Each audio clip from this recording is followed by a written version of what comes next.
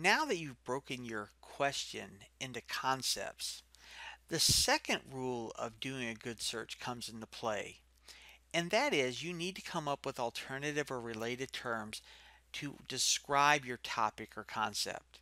The reason this is important, as you can see from the example of pressure ulcer, is that there's always different terms that can be used to describe the same thing. Now to our question, does nurses washing their hands help to prevent hospital-acquired infections?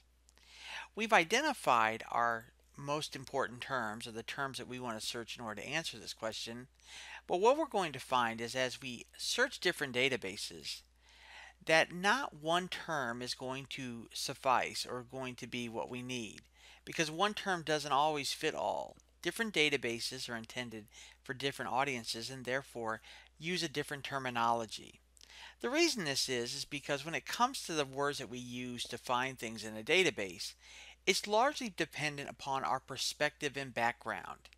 Background meaning your education or familiarity with a particular topic, and as far as your perspective, how you might be addressing that topic.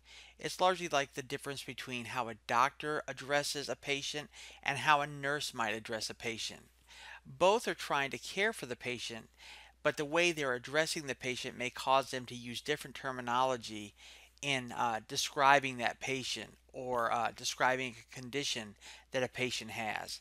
So it's going to be key in order to do a good search that you identify other terms that you could use.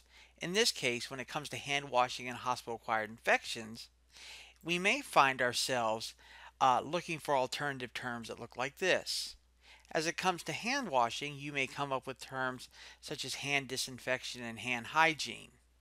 And when it comes to hospital-acquired infections, you may look at things like cross infections or hospital infection or even nosocomial infection.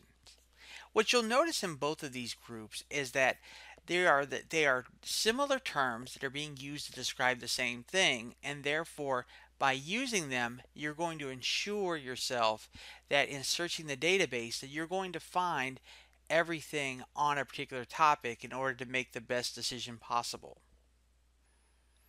Now, in trying to find these alternative terms, you may want to look in a couple different places.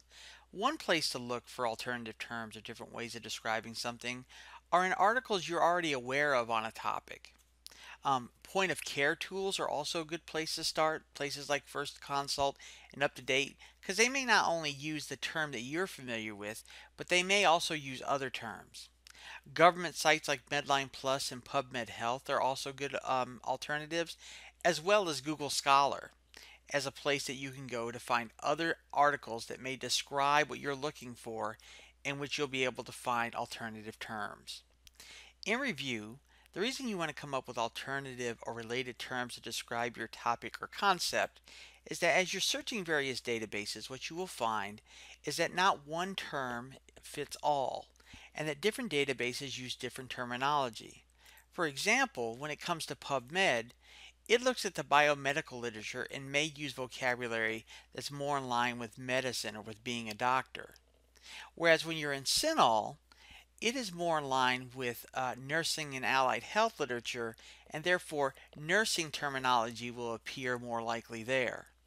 That same nursing terminology may not always work in PubMed, and so therefore having an alternative term that means the same thing will allow you to be successful not only in CINAHL but also in PubMed.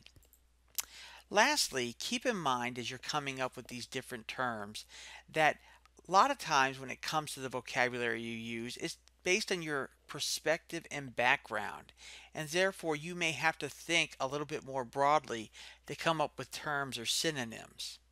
Keep in mind there are a lot of places that you can go to find this stuff, such as Google Scholar, point of care tools, or even articles you're already familiar with.